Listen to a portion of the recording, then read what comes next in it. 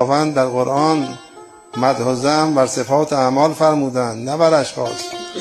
و در شنیدن بدی نباید زود باور بود که خداوند گوینده بدی مؤمن را فاسق فرموده و در صورتی که دانست عمل او بر خلاف رضای خدا و مولاست، در پنهانی باید نصیحت کرد.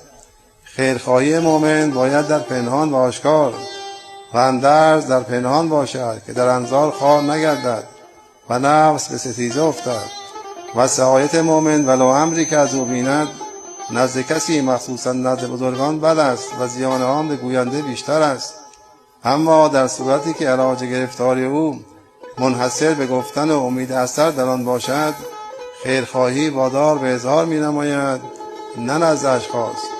و با مؤمن معامله‌ای که احتمال اختلاف در آن می رود ننماید تا به افسردگی نکشاند و در دوستی رخنه نیفتد، مگر آنکه بیگانه‌وار با دقت محکم کاری کند و گذشته آخر را هم از اول تن دهد که مسئله است در میان توده، ولی حکیمانه که وصلت با خویش و معامله با بیگانه و اذیت و صدمه و زیان رسانیدن و پرد شمردن و سرزنش و تمسخر نمودن مؤمن زیان دنیا و آخرت است.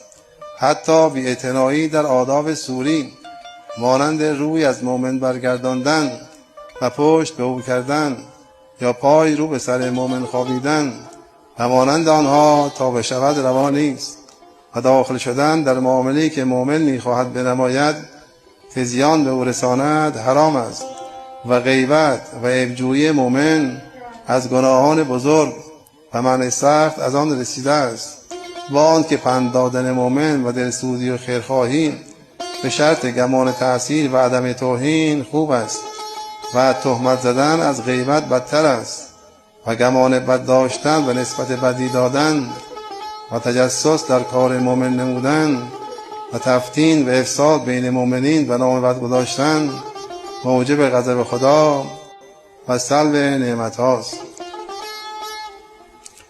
امیدوارم خداوند توفیق طاعت و بندگی عطا فرماید.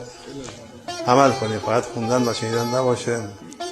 اما اعملوا آل داود شکرا و قلیل من عباد شکور. فرمودن در پند سال صرف بستگی را کافی ندانید، دست رو بکوشید تا دنبال نمانید، تا توانید آنی غافل نباشید. از خدا ناامیدیم و کرم خدا امیدواریم. انبیا گفتند ناامیدی بد است، فضل‌ها و لطف باری بی حد است. از چنین محسن نشاید ناامید، دست در فتراک این دولت.